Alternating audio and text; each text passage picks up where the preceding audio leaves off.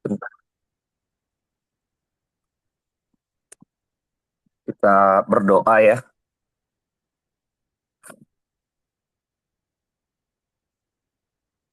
Bapa dalam surga, kami bersyukur untuk pagi hari ini Tuhan telah memberikan kami kesempatan bagi kami untuk kami boleh bersama Tuhan merenungkan kebenaran firman Tuhan. Kami menyerahkan waktu ini ke depan ke dalam tangan Tuhan. Pimpin waktu kami Tuhan. Di dalam nama yang kudus kami berdoa. Amin. Sebentar ya.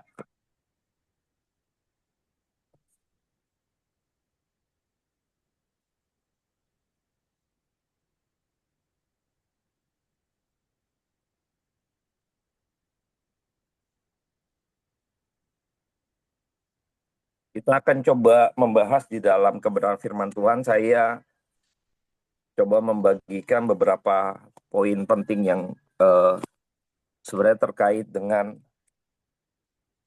Bentar Bapak Ibu ya, saya kayaknya agak ngelek ya.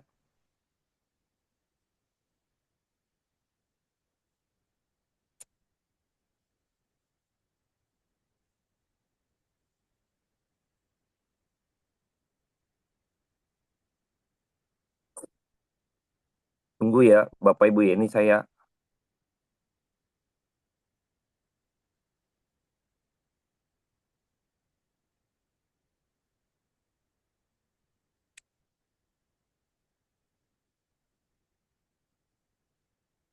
soalnya sambil tadi buka laptop. Oke. Saya akan bacakan kebenaran firman Tuhan yang terkait di dalam Matius 13, ya, Matius 13, perumpamaan tentang seorang penabur, penekanan beberapa poin yang sebelumnya saya waktu di SF itu saya singgung gitu ya, tapi kurang waktu untuk saya mendalaminya. Jadi pada kesempatan ini saya coba untuk eh, mendalami hal tersebut ya. Di dalam perumpamaan tentang seorang penabur, kita tahu bahwa ada 4 wilayah atau lahan yang dipaparkan di dalam perumpamaan tersebut. Ada yang di pinggir jalan, bebatuan, semak duri, dan juga tanah yang subur. Ya, jadi ada 4 kuadran lah ya.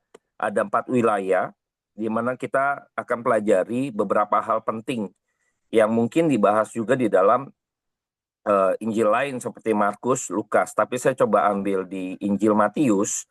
Saya akan bacakan dulu terlebih lagi buat setiap kita ya. Di dalam pasal 13 untuk ayatnya yang ke-18 sampai ayatnya yang ke-23. Demikian firman Tuhan. Karena itu dengarlah arti perumpamaan penabur itu. Kepada seorang yang mendengar firman tentang kerajaan surga tetapi tidak mengerti, datanglah si jahat dan merampas yang ditabur dalam hati orang itu. Itulah benih yang ditaburkan di pinggir jalan. Benih yang ditaburkan di tanah yang berbatu-batu ialah orang yang mendengar firman itu dan segera menerimanya dengan gembira. Tetapi ia tidak berakar dan tahan sebentar saja. Apabila datang penindas atau penganiayaan karena firman itu, orang itu pun segera murtad. Yang ditabur di tengah semak duri ialah orang yang mendengar firman itu, lalu kekhawatiran dunia ini dan tipu daya kekayaan menghimpit firman itu sehingga tidak berbuah. Yang ditabur di tanah yang baik ialah orang yang mendengar firman itu dan mengerti. Dan karena itu ia berbuah apa yang ada yang 100 kali lipat, ada yang 60 kali lipat, ada yang 30 kali lipat. Di sini kita akan melihat bahwa ada kata penting di dalam pembacaan kita yang barusan saya sampaikan ya, yang baru saya sampaikan. Sebelum saya sejauh untuk menjelaskan bagian-bagian tersebut, saya coba melihat bahwa latar kenapa Tuhan Yesus memberitakan atau mengajar kepada murid-muridnya, kepada orang banyak dengan sebuah perumpamaan ya, dengan sebuah perumpamaan. Karena di dalam pengajaran melalui perumpamaan, di dalam Yesus mengajar dalam perumpamaan, ini sebenarnya ada paradoks ya. Paradoks artinya gini, ada hal yang mungkin kita akan membingungkan kita.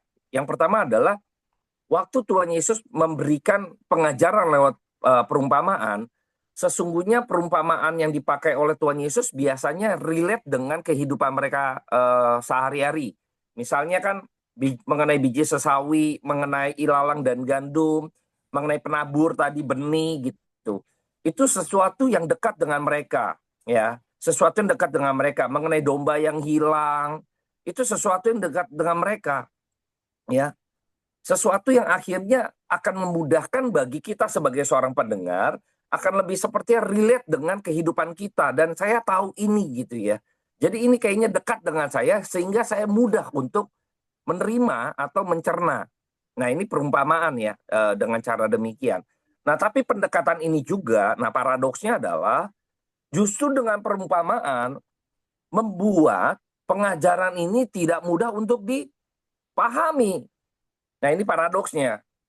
Kenapa? Karena perumpamaan itu harus benar-benar dijelaskan, harus kita mendapat satu penjelasan keterangan yang clear sehingga kita memahami dengan benar apa pesan yang sebenarnya dimaksudkan atau apa pesan yang sebenarnya pengen disampaikan kepada kita. Kalau tidak dijelaskan dengan clear, maka kita akan melihat bahwa susah sekali gitu ya, untuk menerima atau mengerti. Nah ini ya paradoksnya. Nah ini yang saya lihat bahwa kalau kita kembali kepada kebenaran firman Tuhan, padahal sesungguhnya firman Tuhan itu kan harus benar-benar direnungkan ya. Karena Alkitab juga bilang bahwa renungkanlah firmanku siang dan malam. Artinya emang dipikirkan. Waktu kita baca kebenaran firman Tuhan, kalau kita hanya baca lalu begitu saja dari awal sampai akhir kita baca, mungkin kita tahu bahwa ya saya tahu nih ini mengenai hal ini misalnya gitu ya. Tadi perumpamaan misalnya, oh tadi Tuhan Yesus cerita loh, misalnya orang-orang banyak gitu ya. Dia cerita mengenai penabur. Ada yang di pinggir jalan, ada yang di bebatuan semak duri, dan ada juga di tanah subur. That's it. Karena hanya murid-muridnya yang mendapat penjelasan. Sedangkan yang sisanya tidak. Ya, sisanya tidak. Tapi mereka juga mendengar firman itu, artinya pengajaran itu. Mereka dengar. Tapi pertanyaannya adalah, ketika mereka mendengar, apakah mereka mengerti? Nah ini bagian yang tadi barusan kita dengar lewat kebenaran firman Tuhan. Ada dua kalimat atau dua kata ya, dua kata yang penting yang saya garis bawahi. Yaitu yang mendengar dan mengerti. Jadi ada dua kata ini penting. Selain daripada rasul, orang-orang yang di sekitar pun mendengar. Orang-orang lain, orang-orang banyak mendengar. Tapi pertanyaannya, apakah mereka mengerti? Mereka tidak dijelaskan. Waktu orang banyak bubar, saya kayaknya nge-lag ya. Udah ya, aman ya. Oke. Waktu orang banyak bubar, lalu sebenarnya mereka ini, apakah mereka mengerti ketika mereka pulang? Tetapi di dalam Alkitab kita dijelaskan bahwa murid-muridnya lalu dijelaskan oleh Kristus. Dan Tuhan juga waktu kita lihat lagi di ayat sebelumnya, Tuhan sampaikan juga gitu. Banyak orang ingin mendengar yang kamu dengar. Banyak orang ingin melihat yang kamu lihat. Jadi untuk kebenaran firman Tuhan, seringkali mungkin kita baca. Kita mungkin firman Tuhan kita dengar. Tetapi untuk mengerti, nanti dulu. Itu hal lain. Itu bagian lain tuh. Waktu kita mengerti, itu yang penting. Bukan berarti mendengar atau membaca menjadi tidak penting. Tidak. Untuk mendapat pengertian atau mengerti, maka kita perlu baca Alkitab atau mendengar firman Tuhan. Tetapi kalau berhenti di sana saja, nggak cukup. Nggak cukup. Nah, ketika kita melihat bahwa sesungguhnya ketika kita mengerti kebenaran firman Tuhan, itu adalah anugerah Tuhan tuh. Kasih karunia Tuhan. Karena apa? Sebenarnya Roh Kudus menyikapkan kepada setiap kita.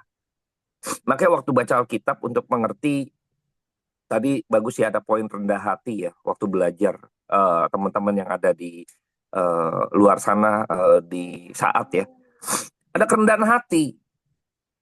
Jadi seringkali orang ya yang belajar ini, seringkali ini kita memiliki kerendahan hati itu sesuatu yang kayaknya kita kelihatannya ya, kita sih bilangnya pasti tahu rendah hati.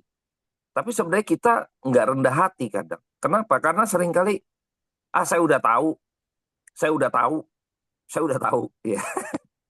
Ini kita yang belajar seringkali gitu. Kita bilang kita rendah hati nih. Saya sudah tahu, saya sudah tahu. Mungkin bagian ini pun adalah bagian yang udah udah sering banget lah kalau kita, apalagi kalau kita orang akademisi, orang hamba Tuhan. Ini bagian yang sudah sering kita dengar, yang sudah sering kita baca, yang mungkin kita udah juga mengerti. Jadi kita akan sangat sulit untuk bisa mau belajar lagi, tuh sangat sulit. Kita kalau suruh baca buku, ini saya udah pernah baca gitu ya.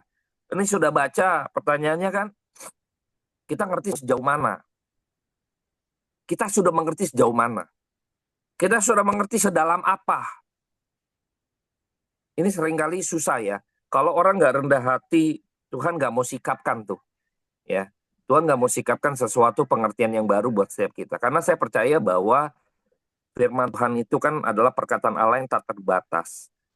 Kalau kita hari ini baca bagian yang perikop yang sama, Tuhan akan bukakan lagi sesuatu dimensi yang lain yang mungkin saya belum dapatkan. Ketika baca lagi, Tuhan bukakan lagi dimensi yang terus dikembangkan. Belakangan ini saya kesaksian ya, saya dulu mungkin 2 tahun yang lalu bikin komik Busur Allah gitu ya, terus bikin acara di GKK.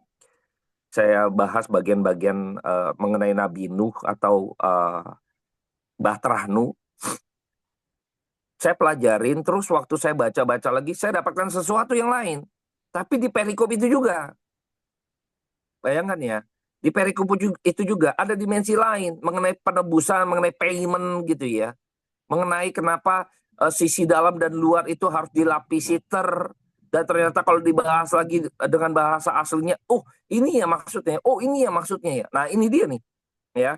Kalau kita nggak rendah hati, maka Tuhan nggak mau sikapkan dimensi lain di bagian itu juga, atau kebenaran firman Tuhan yang luar biasa ini ya, yang tak terbatas ini untuk kita. Tuhan nggak mau kasih loh, Tuhan nggak mau sikapkan, ya. Jadi kembali kepada setiap kita ketika kita sudah mulai mendengar, ketika kita sudah mulai membaca Alkitab, firman Tuhan. Tapi pertanyaan berikutnya kan adalah, ada pengertian apa yang saya akhirnya paham? Ada hal apa yang akhirnya Tuhan mau sikapkan bagi saya melalui kebenaran firman Tuhan? Nah ini bagian sulit, ya. Ini bagian sulit. Makanya di dalam perumpamaan penabur tadi, Tuhan Yesus dengan secara spesial mengajarkan dan menjelaskan, dengarkanlah arti perumpamaan ini. Murid-muridnya mendapat penjelasan, mendapat satu pengajaran secara khusus. Ya, kalau kita bicara mungkin kita sekolah orang yang studi Alkitab atau yang ikut PA, itu jauh lebih punya pengertian yang lebih baik karena dijelaskan dengan lebih lagi. Ya, tidak sekedar hanya mendengar saja. Kalau kita dengar misalnya khotbah gitu ya, dijelaskan dengan baik. Nah, ini jauh lebih baik daripada sekedar kita mendengar firman Tuhan atau baca Alkitab. Ya, bukan berarti saya bahwa membaca Alkitab itu membuat kita susah untuk mengerti, enggak, ya. Tapi perlu direnungkan. Nah, kalau kita orang awam, kita perlu bantuan, yaitu misalnya hamba Tuhan atau buku-buku yang bisa mendirect kita bahwa ini pengertiannya seperti ini ya. Ya seperti yang kayak begini akan membawa satu pengertian yang mendalam. Ya, jadi saya cuma berharap bahwa di dalam pengertian-pengertian kita di tahun 2026 khususnya harus kita memahami dengan benar. Karena apa? Penting 2 kata tadi, mendengar dan mengerti. Karena kata kuncinya ada di sini. Yang di bebatuan gitu ya, mereka tidak mengerti. Lalu diambil benih itu, firman itu. Tidak mengerti. Nah, di dalam yang bebatuan, mereka menyambut, gembira, tapi tidak berakar. Ya, tidak berakar. Karena kalau tidak mengerti, maka kita tidak memiliki akar sebenarnya. Jadi kalau mengerti kebenaran firman Tuhan itu kan merasuk ke dalam hati kita, ya, merasuk ke dalam batin kita. Secara spiritual itu tertanam gitu ya. Kita tertanam di dalam kebenaran firman Tuhan. Iman kita tertanam makin ke dalam, makin ke dalam, makin mengerti itu makin ke dalam, makin ke dalam. Maka itu yang memiliki akar. Yang di bebatuan itu tidak memiliki akar, ya. Bebatuan tidak memiliki akar. Dan yang ketiga itu di semak duri. Jadi dihimpit, ya, dihimpit. Nah ini nanti bicara yang kalau bebatuan ini kan bicara tantangan dari luar eksternal. Kalau yang dihimpit ini, yang di semak duri ini bicara sebenarnya internal, ya. Keinginan, kekayaan ini dihimpit oleh hal-hal yang ada di dalam diri kita. Kalau yang di bebatuan tuh eksternal, yang ada di luar kita. Ya, tantangan yang ada di luar kita. Kalau yang dihimpit itu tantangan yang ada di dalam diri kita. Nah, kalau kita tidak memiliki akar yang kuat, maka kita nggak akan berbuah. Yang di semak duri dia nggak berbuah, mungkin bertumbuh, tapi nggak berbuah. Ini mungkin semacam kita kalau lihat Kristen-Kristen munafik gitu ya. Kristen-Kristen yang ngakunya Kristen, tapi kehidupannya berbeda sekali dari kekristenan misalnya. Karena kenapa? Diliputi dengan kedagingan, ya, keinginan hawa nafsu, ambisi pribadi misalnya. Ini kemunafikan terjadi. Dan hari ini kita coba merenungkan sebenarnya kebenaran firman Tuhan ini harusnya merefleksi diri kita, ya. Kalau kita mau menjadi pribadi atau murid Kristus, menjadi pribadi yang selalu diperbaharui, maka sebenarnya kebenaran firman Tuhan itu harus merefleksi diri kita. Firman Tuhan tuh harus benar-benar mengubah, memperbarui dari cara berpikir. Kita harus dirobohkan dulu yang salah. Kita mulai kembali merancang kerangka berpikir yang baru, yang sesuai dengan kebenaran pengertian yang baru yang Tuhan nyatakan. Terus akhirnya membawa kita kepada respon-respon yang akhirnya kita harusnya responnya seperti ini. Nah ini mendorong semua kepada pembaharuan kita. Alkitab juga kan disampaikan ya, melalui pembaharuan akal budimu. Semua harus diperbarui. Lewat apa? Lewat mengerti kebenaran firman Tuhan. Oh tadinya saya nggak tahu loh. Oh ternyata harus begini ya. Oh ternyata begini ya. Ini yang membuat kita ketika pengertian itu makin mendalam, kita jadi mengerti. Jadi kita memahami. Jadi kita harus kembali kepada pribadi kita. Sejauh mana kita mengerti kebenaran firman Tuhan. Sejauh mana kita mampu meresapi firman Tuhan sehingga mendorong kita kepada pembaharuan budi kita, pembaharuan perilaku kita, sikap kita, respon kita terhadap situasi kehidupan yang kita jalani. Itu akan berbeda. Itu akan mempengaruhi. Di tanah yang subur itu dikatakan bahwa tanah yang subur itu menghasilkan 100 kali lipat, 60 kali lipat, 30 kali lipat. Ini berkelipatan. Ini bicara buah. Ya. Bicara buah, artinya ada satu pembaharuan yang terjadi dalam kehidupan kita. Tetapi yang menarik adalah tanah yang subur tidak serta-merta itu dengan proses yang langsung kita tanamin. Benih ditaruh aja karena tanah subur. Tapi untuk menyuburkan tanah perlu digarap, perlu dibajak, perlu dicangkul. Jadi nggak serta-merta tanah itu sudah jadi. Tapi untuk menggemburkan tanah, untuk mendapatkan tanah yang subur, tanah itu harus digemburkan. Waktu digemburkan itu nggak enak. Karena harus dicangkul. Karena harus dibajak. Itu seperti hati kita. Kenapa harus digemburkan? Karena di tanah itu di dalamnya harus ada unsur hara. Nah unsur hara itu ada di dalam. Makanya kenapa harus dicangkul, dibajak? Karena kayak kita semacam sederhananya diaduk. Ya. Jadi unsur haranya itu merata di dalam setiap lapisan tanah.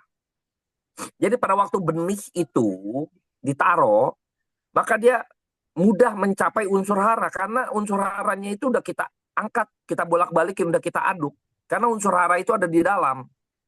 Maka tanah itu harus dicangkul, dicangkul gitu ya.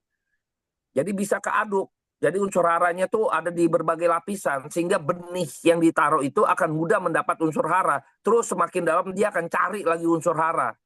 Maka itu akan menjadi subur tanahnya.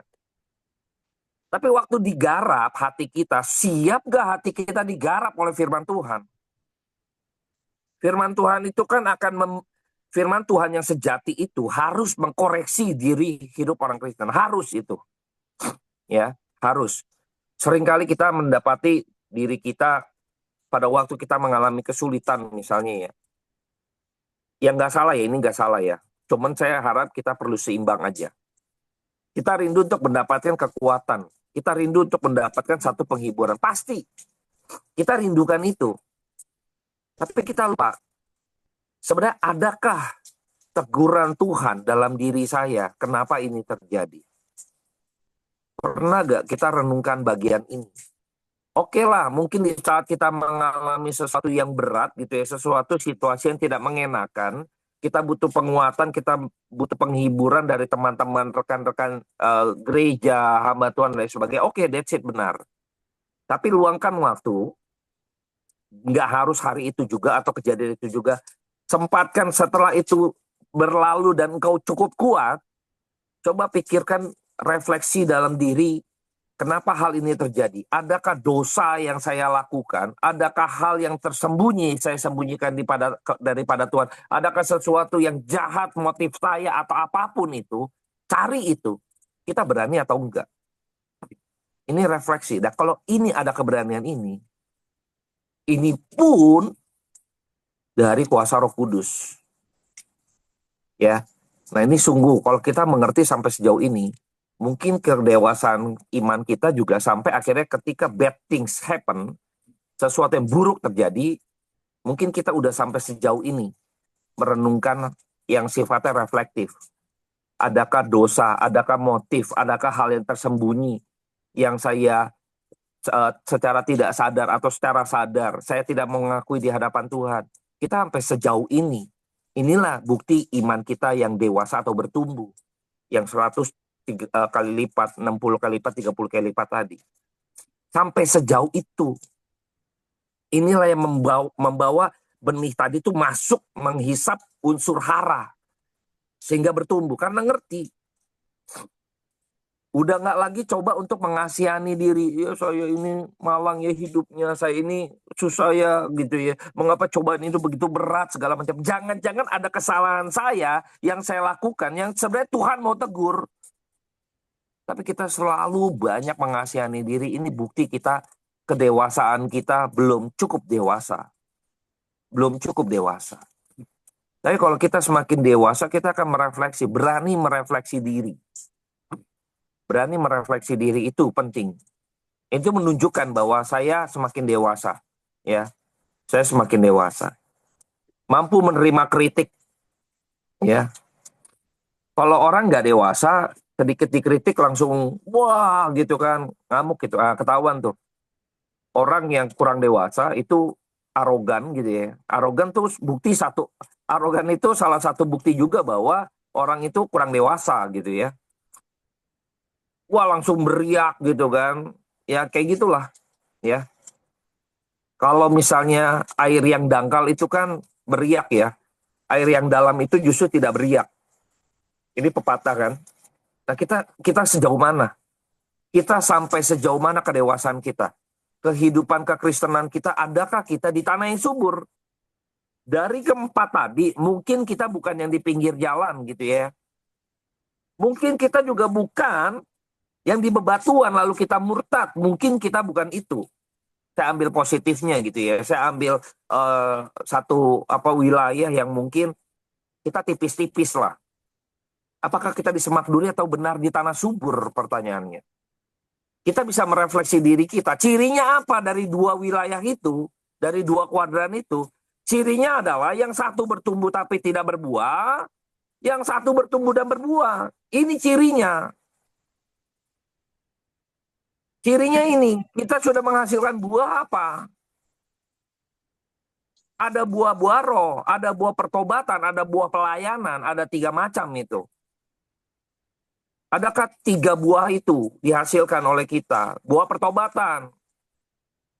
Alkitab mengatakan, yang mencuri jangan mencuri lagi, tapi bekerja lalu memberikan sesuatu kepada orang gitu yang bersedekah. Adakah kita buah pelayanan? Semangat kita makin melayani Tuhan. Tadi ada misi Tuhan ya. Bicara misi gereja sekarang, misinya Tuhan, misinya semangat kita. Adakah semangat itu? Adakah misi yang akhirnya kita rancang lagi 2026? Saya mau ngapain untuk memberitakan Injil? Pelayanan apa yang harus saya ambil? Saya mau pelayanan apa lagi dan sebagainya. Yang ketiga tuh buah-buah roh. Adakah damai sejahtera, sukacita, lebih sabar gitu ya. Adakah hal-hal yang akhirnya kita berbuah di dalam kehidupan kita? Ini merefleksi diri kita kembali ya.